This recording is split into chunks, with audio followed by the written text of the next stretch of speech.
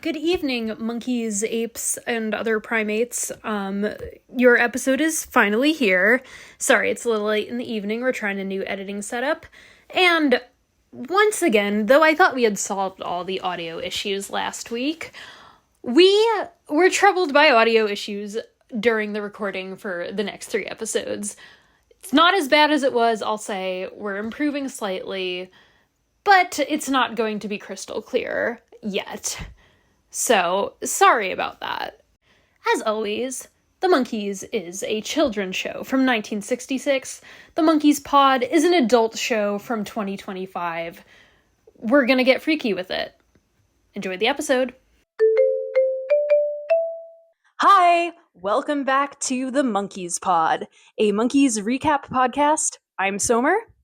I'm Lisa. And I'm Molly. I've been calling it a Monkees recap podcast, but I don't know if that's exactly accurate. Recap feels like it is like simpler than what we're doing here, than the important work. This is a deep analytical work. A deep dive. It's a deep dive. A historical contextualization. Yes.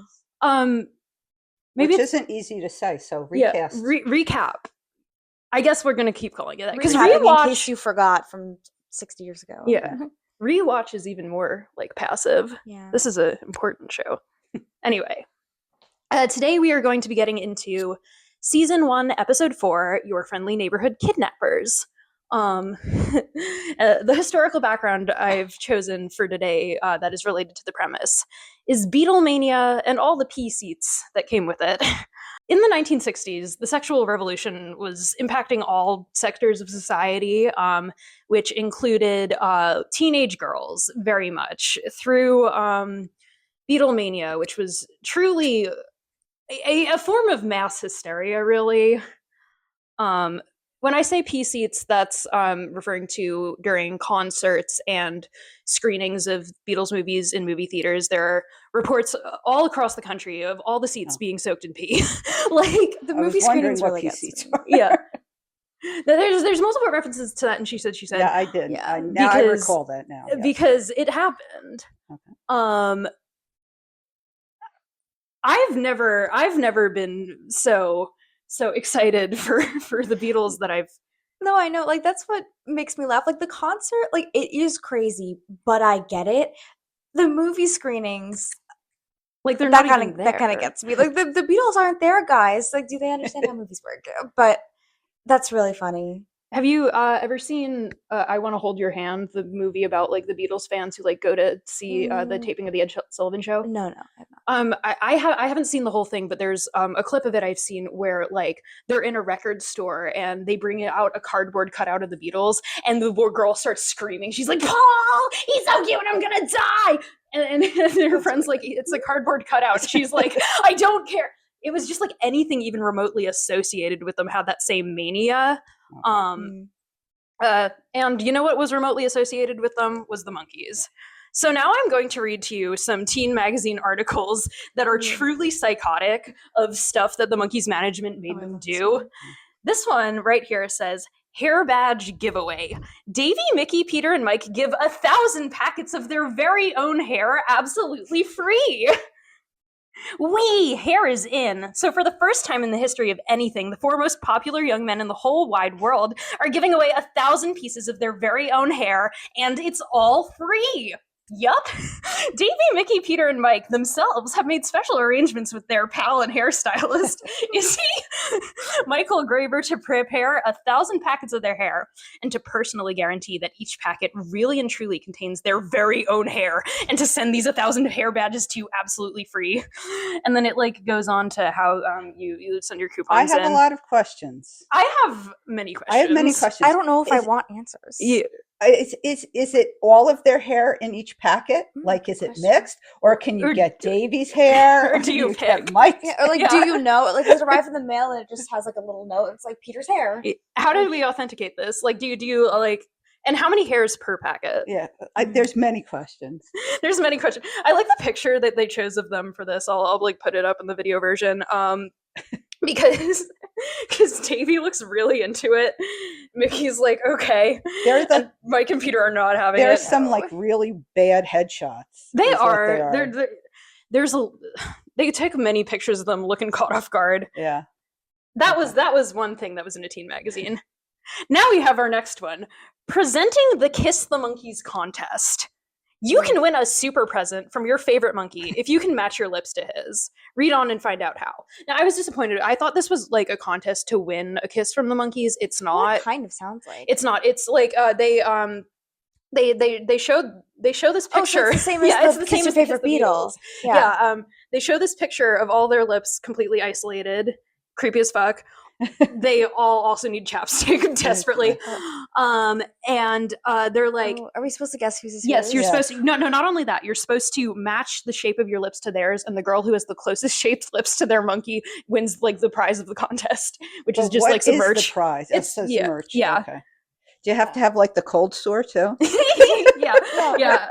Just like don't put chapstick on for a few Yeah. days and like then Yeah, you'll and we're win. like, okay, do you want to Alright. play the game? Yeah, I know the answers. One of them I can tell instantly. I'm pretty sure that the last one is Mike. Yeah, That's giving his smile. yeah. I couldn't tell you. I'm thinking. I like. Oh wait, this is actually kind of hard. Okay. The Mike one because he's smiling a little bit. Like I can tell. I feel like A doesn't look like any of them. To I me. was going to Yeah. say A might be Davy. It could be. The A Davy. is Davy because he has the little plump, He has a little pout. beautiful, Those are feminine beautiful lips. full lips. That was it. Like it's very like. Yeah. In that case, I feel like B is Micky and C is Peter. That's correct. Peter has this little like mole right above his Oh, lip. yeah.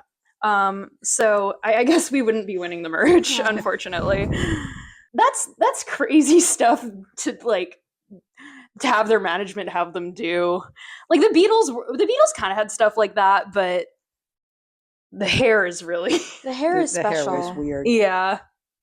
Their very own. All right, let's get into the episode. Season 1, episode 4, Your Friendly Neighborhood Kidnappers.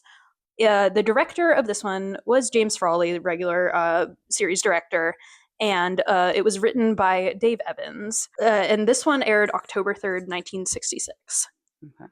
So we're backstage at a band contest with the Monkees' rival band, the Four Swine, who are bad boys. And we know this because they're 45 and they wear leather hats and jeans I and was gonna smoke. say they're they're weather. Yeah. They're wearing leather. Yeah. Which is for bad boys. Yes. I assume that they're just kind of like haggard 30-year-olds, but they all look very old. Yes. They are playing on stage. They're miming playing with no background music because the show cuts a lot of corners. And then they come off stage and they hand the Monkees a banana as an insult, which I was offended for them. They then attempt to sabotage the Monkees by putting on a classical record right when they were about to begin, which implies that they were going to put on their own record and lip sync to it, which is very fake of them, but also oddly like a reflection of. I thought they were just going over them. I don't think they were. I think they were supposed to be playing, but they were playing the music, so it was too loud, so you couldn't hear. But they like. Yeah. But then they go, "Is that the way we rehearsed it?" Yeah. Like. Yeah. I don't know. Maybe in universe they also lip sync to tracks, like they did in real life. This is possible. This is the first episode where the Monkees, being a broke band looking for work, which is the basic premise of the show, is whatsoever relevant. So I'm glad we got here by episode 4. We're finally seeing them like be a band, and Yeah. then being a band is important to the plot, and it's not just like a side thing where you're like, are they a band? We're finally getting to the the plot of the show. The Monkees are finally the Monkees. Yeah. Yeah. So we're in the Monkees pad. The Four Swine's evil manager comes up and goes, "Trump's the name, Nick Trump. Let me just repeat that. The villain of this episode is named Trump. Yep. This And is they my call him that the entire time." Yeah. this is my first note. I just wrote, "quote Trump's the name, OMG," like right out the gate. Yeah. Hello. Yeah. I make up funny names for half the background characters in the show because I don't care about their real names.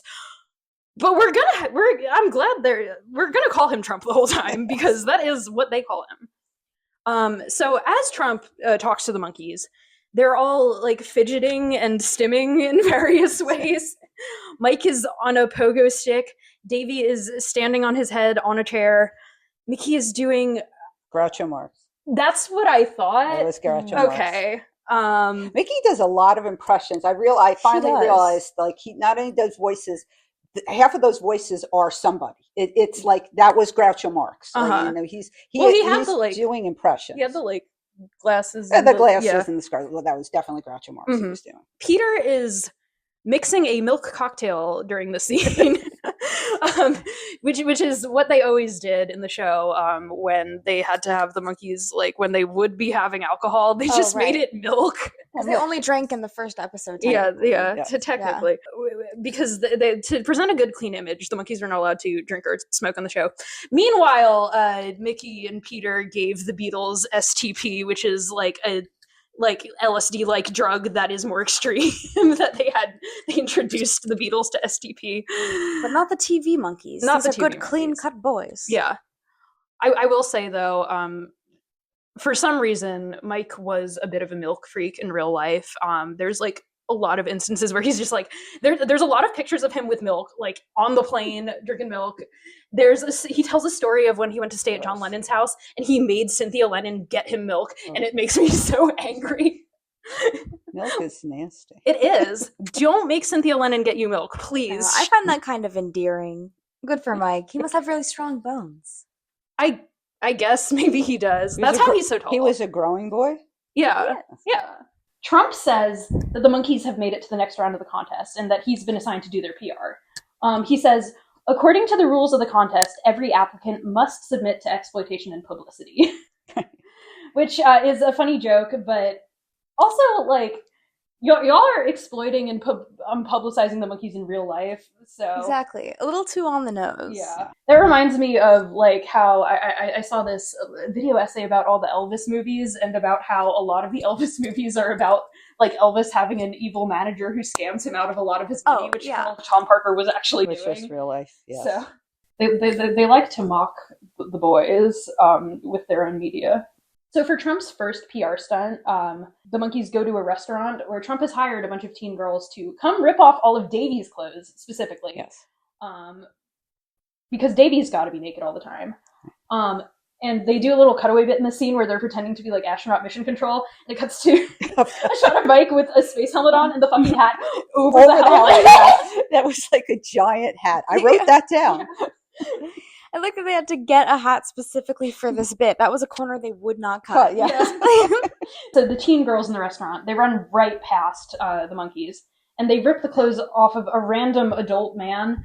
And by rip the clothes off, I mean, luckily they leave his shirt on and also his, like, Oh Mary heart patterned underwear. His big giant boxers. Which makes it incredibly confusing when the freeze frame, like, text caption pops up and says, "First topless customer?" He wasn't topless. He wasn't topless. That was confusing. Are there normally, like, topless waiters? Was that like a... No, I mean, there's topless waitresses. Oh, of course there were topless well, waitresses. naturally. But at the Go-Go, at the Vincent Van Go-Go, which is what the club was called. I know, like, go-go dancer. Yes, go-go dancer. They were, like, topless waitresses? Really? Well, I don't know. I mean, there could have been. Yeah. Okay. I mean, there are topless waitresses places. Not where I go. Well, not where I go either. So Trump's next big, beautiful PR stunt is that the Monkees are going to get their hands in cement in front of the Chinese theater. Trump uses quick drying cement and just leaves them stuck there, where they are presented a bill by two Chinese toddlers smoking cigarettes. No, they were. Was it a bill? They were waiting. Was that a bill? I thought they were waiting for autographs. Maybe they were. Two Chinese children really waiting for autographs. That was what I got. Though I was like, wow, that's really offensive. It was. There. Why were they smoking? Is that like they a weren't? stereotype? No, they had lollipops in their mouth. I don't remember. I think It's they been were a minute. smoking. Sweetie, they had lollipops.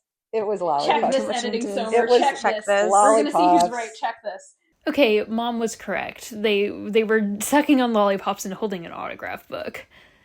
The racist music in the background of the scene led me to believe that they would be doing worse stereotypes than they were, okay? Okay. Probably because the kids didn't know what they were doing there, so they stuck lollipops in their mouth and had them stand there to keep them quiet during the filming. Yeah. So that, Or they gave them cigarettes. This was the 60s. Yeah. or maybe they're We'll find out. the Monkees should fully see Trump do this with the quick drying cement and everything. Like, because there's like a shot of his trunk pulling away with like the bag and it says quick drying cement. Why do they still trust him? Is it because they're stupid? Yes. No plot in the show would happen if the Monkees had like any thoughts behind those eyes. Like, they're back at the pad, he's breaking them out of the cement. Mike's arm, hair, and watch because his sleeves are rolled up, and I'm like, Mike is showing 2% more flesh than normal. Mike always has a watch on. I think that's cute. I didn't even notice that. Do you think that that's something that like the hat? They were like, Mike would have a watch. You must have a watch always. I don't know. Maybe it is. I will say, I don't think he's doing it yet. In season 2, he always has like a pinky ring on, and never his wedding ring because he's not married in the show. But someone else is wearing a ring. Micky is wearing a ring. I think. Probably he is. Davy has them. They all have like different jewelry at different times. I don't see. The funny thing to me is I would never notice a watch on someone because I wear a watch. Right. And everyone did. Everyone wore a watch. Like, a watch was not unusual. Everybody had a watch on. Yeah.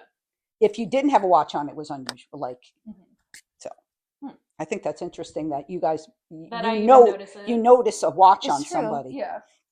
Well, I just am hyper fixated on all details of Mike's appearance at all times. So they're not really letting the Monkees like dress themselves yet, and they're all very matchy still. But the clothes, maybe it was a later episode that I watched, but the clothes are getting better. Like, their clothes are getting better. That's true. Yeah. First of all, they were all in different outfits. I think the matchiness is, I'm going to compare them to the Beatles again.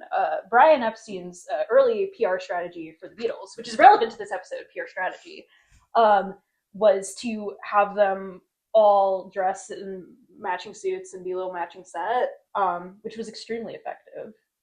Yeah. They were basically like a set of Ken dolls. Right, because they look like little cartoons and like little dolls. Yeah. They're very, very brandable.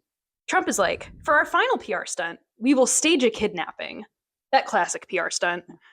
And then he says, discuss this amongst yourselves. And the Monkees all go, rhubarb, rhubarb, rhubarb. It's like, I wrote general mumbling. Yeah. But they say rhubarb, rhubarb, rhubarb. Okay, yeah. That's good. And then Mike calls Trump babe, which I would never do. Right. Micky does an impression that I can't place. He goes like, I'm going to be a star. Yeah, I didn't catch that. I didn't catch it, so I can't tell you what it was. He like goes cross-eyed and like has a lisp on it. Yeah, I don't know who that is. The Monkees teleport away and then back to get dressed up nice for the kidnapping. Right, because kidnapping is black tie. Yeah. But first, Peter puts on a silly hat and trench coat, and then a raincoat, because he's stupid. He doesn't know what to wear to the kidnapping. He's so goofy. The kidnappers, who, by the way, Trump has hired actual mob men to kidnap the Monkees, but he's told them that he's hired actors. Yeah. Who and I recognized the actor. I recognized. Let's look up and see who they are. Vic Tayback. Who is that? He was a character actor, and he was Mel in Alice, the TV show Alice. And Alice was a waitress, and Mel was owned the diner, Mel's Diner. So he was like very big, he was a pretty big character actor when I was younger. But I recognized him as somebody I knew. Good to know. So first, the kidnappers accidentally go to the wrong address, and there's a nice old couple there with the return of the ear trumpet. Return of the ear trumpet. Yeah. They're using that prop. The old lady is played by the recurring Monkees actress Georgia Schmidt, who is kind of who they call whenever they need like a sweet grandma. And she's going to be in a bunch of episodes. So, what I noted was that we got the Monkees' address because he said, "Is this 1344 Beechwood?" And they said, "No, it's 12." Whatever it was, and I was like, "Oh, we got the Monkees' address." I didn't even clock that. Okay. Wow. Now we can find out where their house is. Yes, let's Google it. Yes. Let's look this up. Not 1344 Beach. 1334. 13.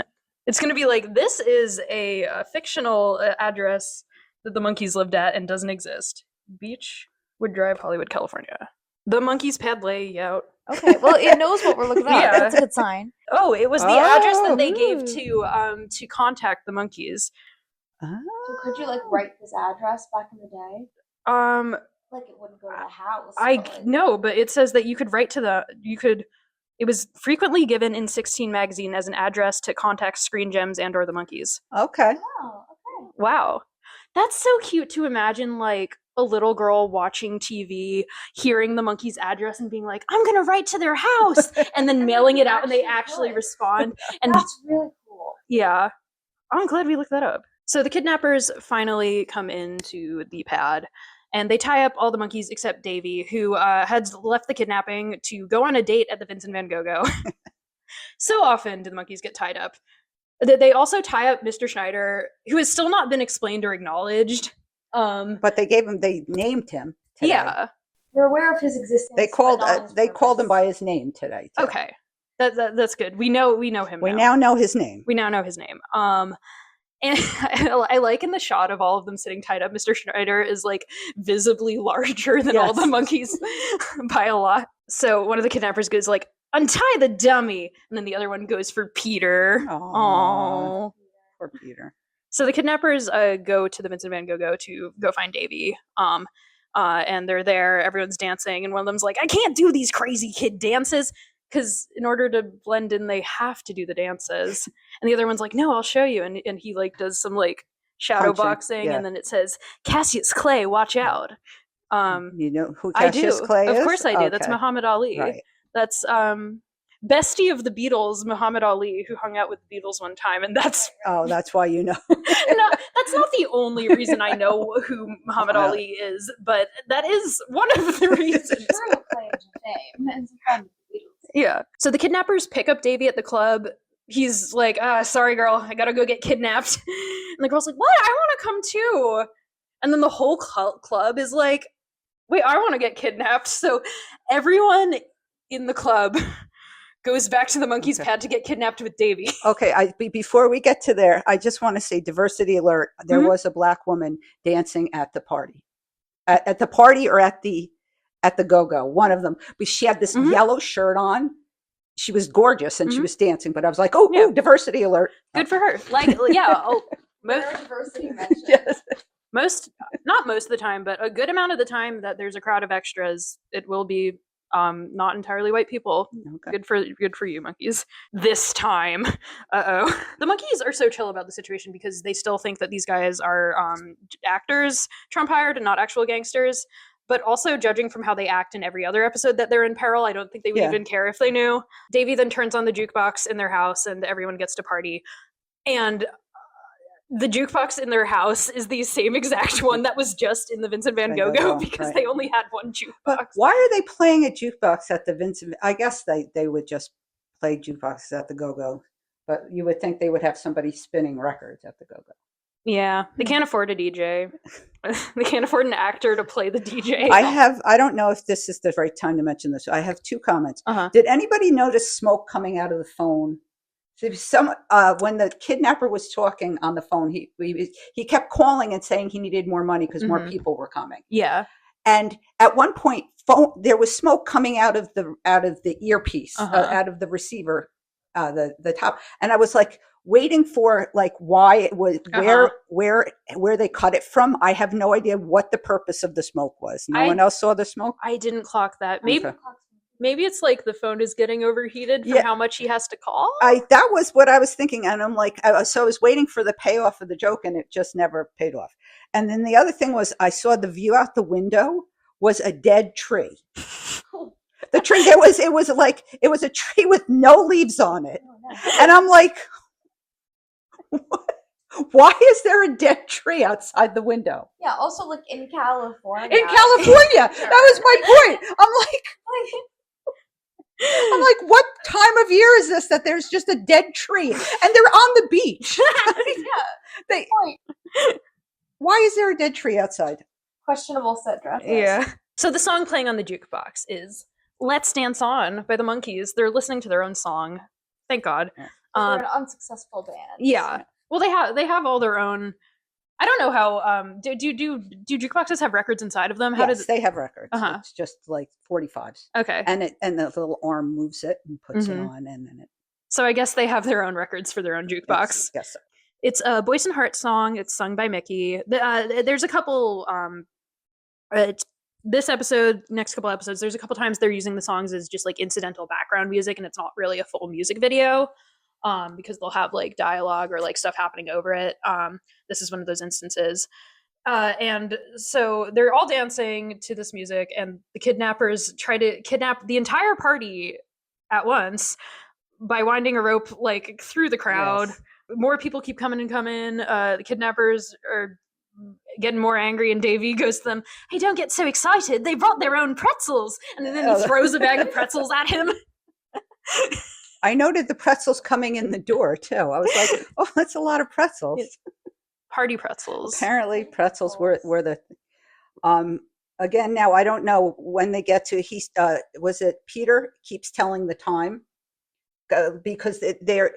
Somebody asked what time it is because they had to get to. They were supposed to be getting to the band, the playoff. Oh yeah, the band thing. So it was Peter who just kept saying the time out loud, and at one point he says it's 7:40, and then it flashes up. Either he says it or it flashes up 6:40 Central Time, which is incorrect. No matter where they were, okay, because 7:40 Eastern Time is 6:40 Central Time. That was it. So if they were if they're in California, they're supposed to be 3 hours. Yes, I can see your calculations I here. Calculated. You've done some calculations. 6:40 Central Time. It would be 7:40 Eastern Time. So they were just there. So were they in on the East Coast?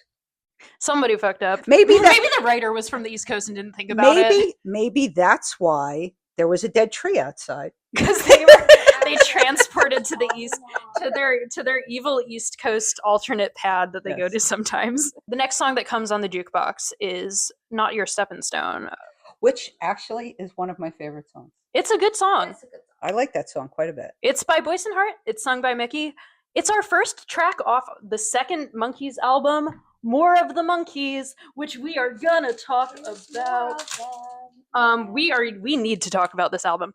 First of all, if we're already on second album tracks and we have 2 full albums worth of tracks to use, why the hell did we just play Clarksville 3 times in a row?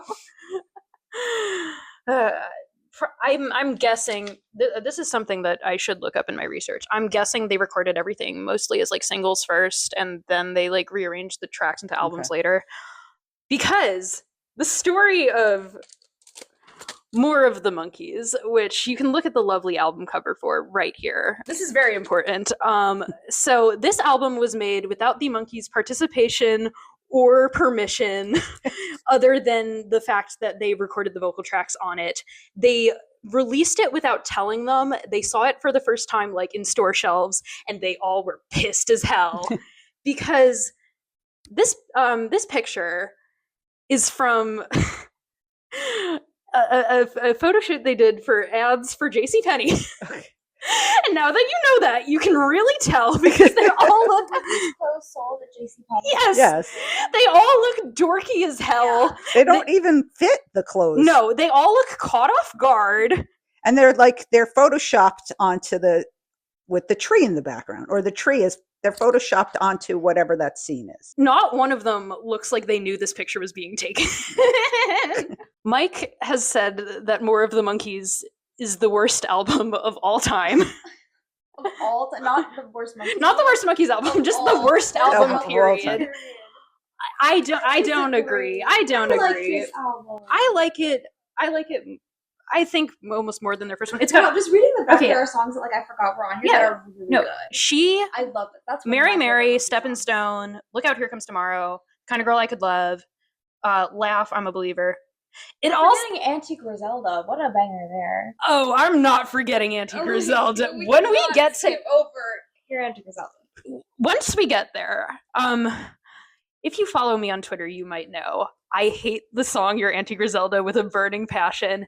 If I ever see that old hag out in these streets, it's curtains for her. I hate that song so much. I don't even know what that song is. Once we get to the song, you will know what that song is. And then we can discuss it more. There's a line out the door for the hottest club in town, which is getting kidnapped. New York's hottest club. Getting kidnapped at the Monkees pad. There is a cunty waitress extra, her voice, her hair, her neon pink fit.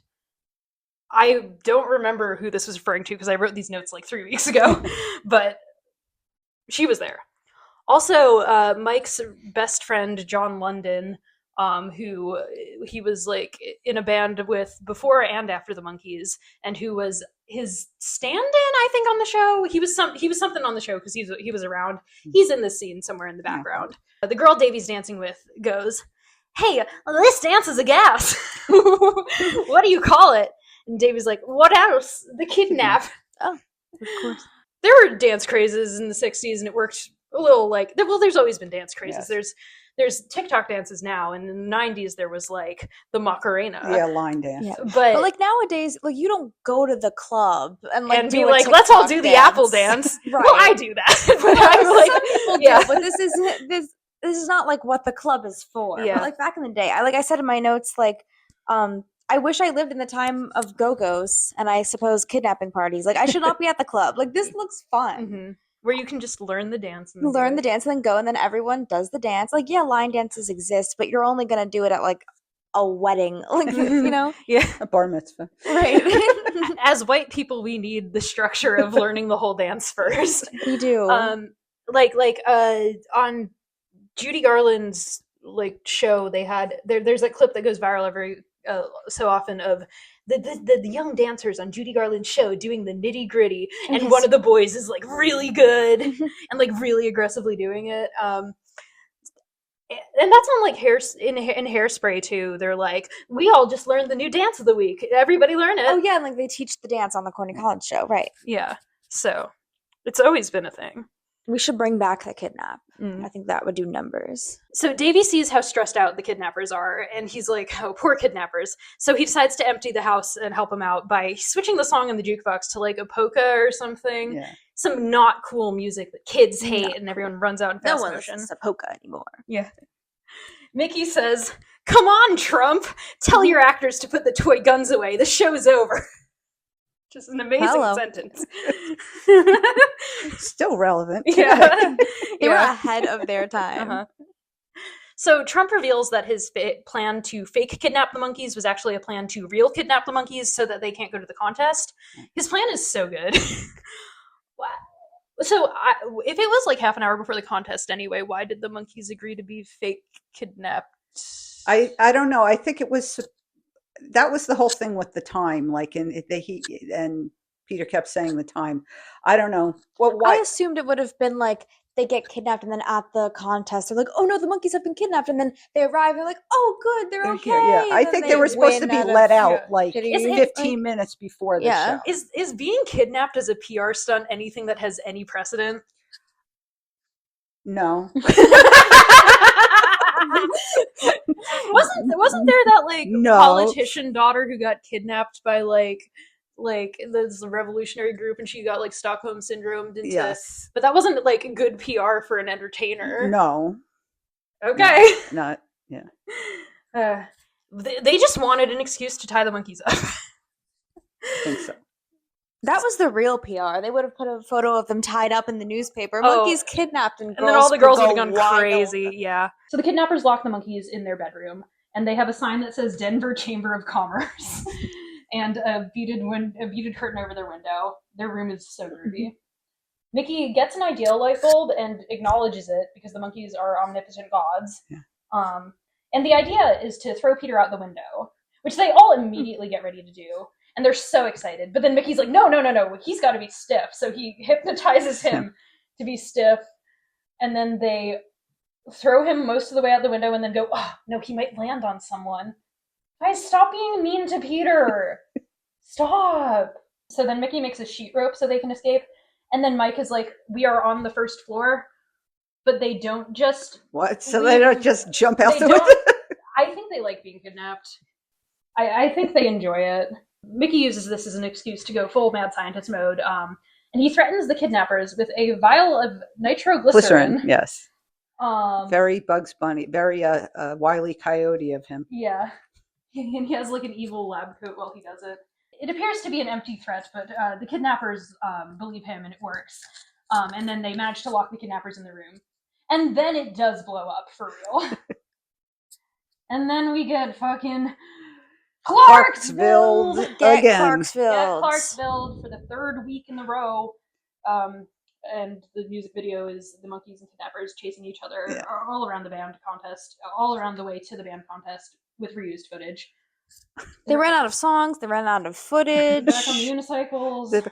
You know what, though? I looked at those unicycles. There's tiny little wheels. There's like training wheels. Yes, it's like a tricycle. I wrote about this in the next episode. It's like a unicycle with training wheels. Yes. So they all just sit on a stack on top of each other to hide behind a newspaper. The full image of which they are all sitting directly on each other's laps, which I love to see it. Peter does what I call a Pete jump, which is where he jumps directly up in the air without bending his knees at all, and usually with kind of like a blank expression on his face. He does it a lot. It's so funny. It's so cute. And then we're on stage at the contest. Well, no, they catch the bad guys in the net. Yeah, they get They catch him in the net, and they hit him on the head with big mallets. I was like, this is rather violent. The Monkees' kill count goes up once again. It's like really hard. The Four Swine, Trump, and the kidnappers have all been put in cartoon jail. And the Monkees have earned special consideration in the contest because they have been victimized. However, they lose to Lester, Crabtree, and the Crabs. I don't know if that's... I didn't know that they were called the Crabs, or if they said that they were something I couldn't catch. Crabs. I didn't catch that. I don't know. Crabtree and the Crabs. Know who he was? No. You didn't catch who Lester Crabtree was? He was the guy who got his clothes He was the guy ripped from the beginning. Oh. In the beginning. Oh. Right, because he gets his clothes ripped off again. Oh. And so now it's like, it's not a joke anymore. They're obsessed with Lester Crabtree. Crabtree. I understand now. Yeah. Okay. But Lester Crabtree and his Crabs are all bald old men, and it's very funny that the girls He are... was the one who got his clothes ripped Well, off. yeah. Okay. But now he's a star. Yeah. So. Well, he was once merely a full topless customer, and now he's a big star. Congratulations, Lester. And then Micky says, "Gee, all it seems to take in this world to be a big star is to get your clothes ripped off." And the Monkees have a great idea, which is to rip each other's clothes off. They do. They do not have a single song where they need to be doing this. Oh my god. They're so bad at undressing each other, too. Pretty bad. Yeah, they just wanted to take as long as it possibly yeah, they could. just really Really they make it they make it Joan Smith and Dork or Torklins. Dork. It's a rare pair. It's an odd pairing. Really, I'm really not in like the Monkees. I know too much about shipping. Like, the only person that people really ship Micky with is Mike. But the rest of them are all kind of like love triangle. But my Monkees shipping chart, that can be a bonus segment. I also want to note during this that, like, despite being British, Davy is like 5 shades tanner than the rest of them. He's been hanging out on the beach. Yeah, he's always at the beach, shirtless. Yeah, I guess. Or wearing just a jacket. As Yeah. observed. Yeah, the rest of them are wearing more clothes all the time, so that's how Davy got so tan. And we go to the 1 minute short segment. Mike's wearing this little like denim tuxedo. He looks so good. Davy goes, "Another minute short." Peter goes, "Why don't you time your shows better?" And then we get a segment of Bob Rafelson kind of meanly grilling Mike about like how his life was before the show. And he's like, "What have people been saying like about you since you've got on the show? Does anyone like think about you differently?"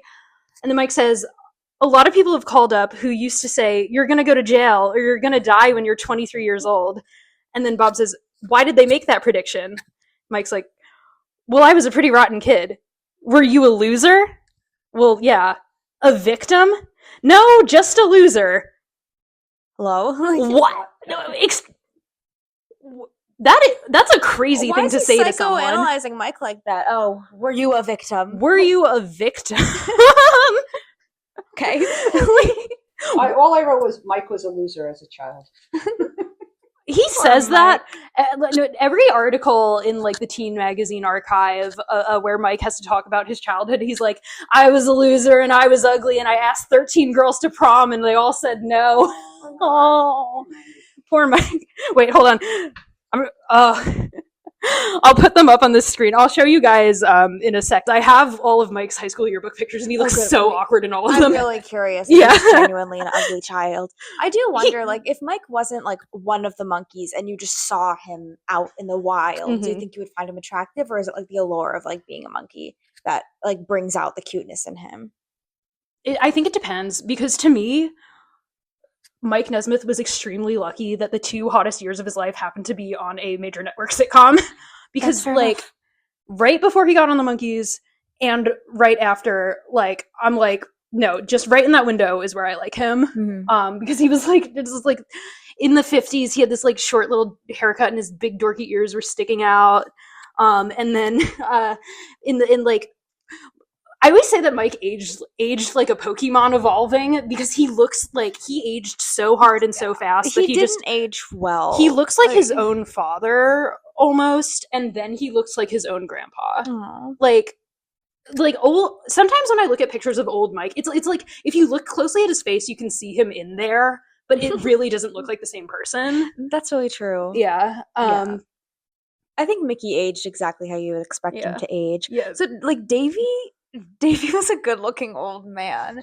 Peter is so peepaw. Like no, Peter was a hot old man. I think he looks very grandpa, but not in a not good-looking way. But like I think Peter aged the best out of them. Okay, you can see in the scene that Mike's eyes are kind of greenish, and his bang, and he does, and he goes, he has this like tick where he like sticks his tongue out like a lot. He does it so much, like in the second half of the season he does it like 17 times in Monkees on the Line, and but he does it here in response to like Bob making him uncomfortable. He's like, let's not talk about that. Ugh. I have to note it. Bob goes, oh, do you like all your cars and your like big expensive house that you can afford now thanks to me? Like is the subtext. I don't like, he's always being like, yeah, guys, yeah, you like your big celebrity life now, huh? Yeah, like he's trying to get them to thank him. Did we not just watch the episode? Like, have we not learned anything? There's a random cut to Peter going, the universe is permeated with the odor of turpentine, because Peter is so random.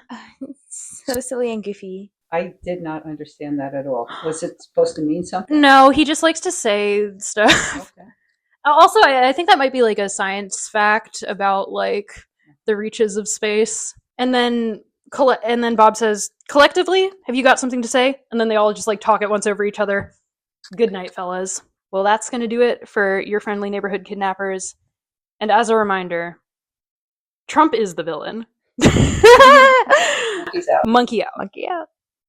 We hope you enjoyed that episode of the Monkees Pod. You can follow us on Instagram and the website formerly known as Twitter at MonkeesPod. And editing this episode was a bit of a rush job, a bit of a stressful cycle, so I'm glad to be done with it.